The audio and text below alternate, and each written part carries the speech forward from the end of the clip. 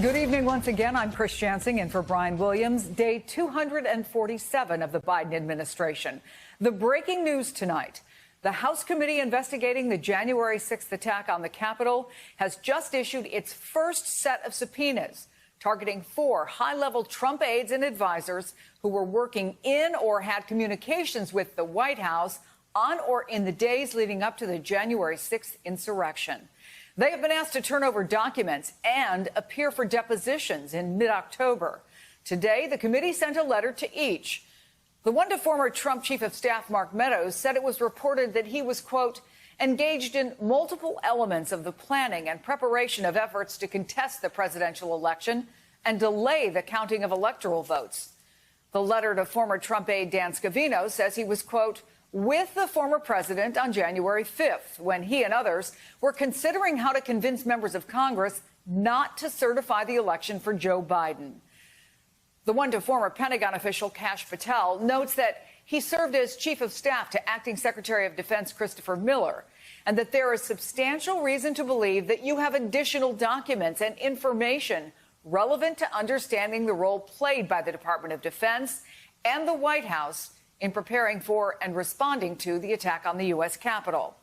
The panel's letter to one-time Trump strategist Steve Bannon says he was, quote, described as communicating with then-President Trump on December 30th, 2020, urging him to plan for and focus his efforts on January 6th.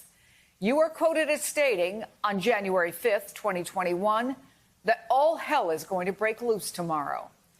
Tonight, Trump issued a lengthy statement reacting to the subpoenas, which read in part, quote, we will fight the subpoenas on executive privilege and other grounds. There's also new reporting tonight from the Washington Post that the Biden White House is, quote, leaning toward releasing information to Congress about what Donald Trump and his aides were doing during the January 6th attack. A White House spokesman says, quote, the administration has been engaging with Congress on matters related to January 6th for several months now and will continue to do so, including with the Select Committee. Several Republican House members are also potential witnesses for the January 6th investigation. Some of them spoke to Trump on that day, including Minority Leader Kevin McCarthy. I haven't received any subpoena, but it just goes to show this is more about politics than anything else. There's only 2 questions that this committee should actually be looked upon. Why was the Capitol left so ill-prepared? And how can we make sure that this never happens again? But that's not what they're focused on. Meanwhile, one result of the big lie that the election was stolen from Trump is the so-called audit of the Arizona 2020 election results, which showed Joe Biden won. That review has been going on for 5 months. The results are expected to finally be made public tomorrow. So, Barbara, here's what we heard from January 6th committee member Congressman Adam Schiff a little earlier tonight. No one is off the table. We're going to determine what went wrong in the lead up to January 6th. We're going to find out who was involved, who was knowledgeable, what roles they played in the planning, what expectation they had of violence, what the former president was doing.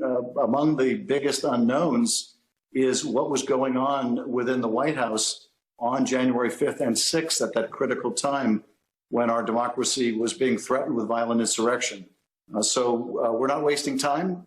And, you know, these are going to be some of the more visible efforts that we're making, but we'll be conducting interviews as well. Of course, we've already made a lot of strides in acquiring documents we need for the investigation. Is the former president on a list of potential people that you will call before you? You know, I think we have a lot of work to do before we answer that question. That is, though, Barbara, a key question. Given what's in these letters to these former aides, what do they reveal about how the committee is approaching this investigation, and what are they looking to do? Well, it does seem to me to send a message that they are focusing their energies at this moment on Donald Trump himself.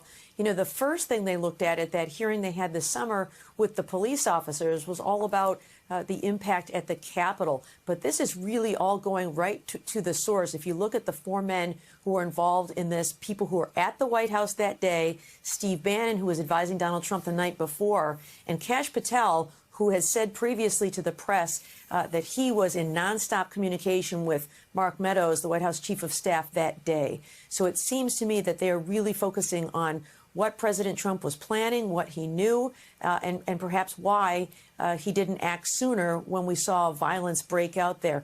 I think in light of some of the news that's broken in recent days about this 6-step plan that John Eastman wrote about how to overthrow the election, along with his other memo showing that members of the Trump campaign knew that there was no fraud in the election, really points a lot of fingers in the direction of President Trump to determine whether this was, not just a lot of chaos that happened on January 6th, but a concerted plan. And Ashley, you covered the Trump White House for 4 years. Give us a little context based on what Barbara was just saying, how important the people who received these subpoenas were to the president, the kind of access they had, and how's this going over in Trump world tonight?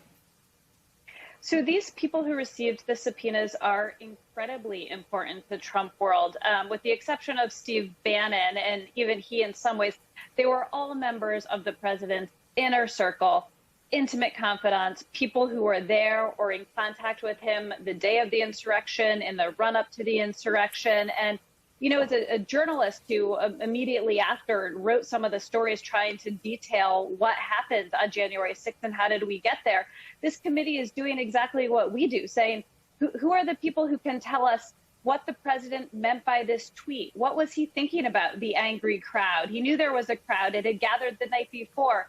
What was his mindset? What did he expect to happen? What was he telling people close to him? When he dictated a tweet to Dan Scavino, or who received a subpoena, or typed one out himself, what was his goal? What did he maybe say before or after that tweet was sent that we don't know, but that tells us what he did or didn't want to happen on January 6th? The difference, of course, is that unlike journalists, this committee has subpoena power. And so you can see the reaction from Trump world already. They are furious about it, but it looks like this is the beginning of what is going to be an effort to get closer and closer to the former president's inner circle.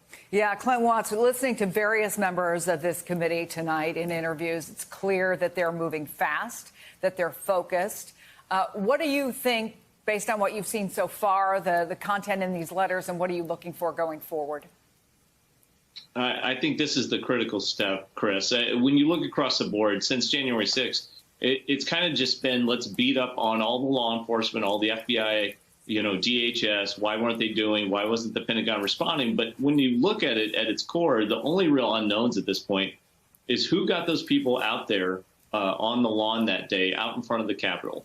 And was there any intent to go ahead and breach the Capitol? I mean, just from the public statements of some of these individuals, you can see there was clear intent to create a large mobilization at the Capitol, and they got it.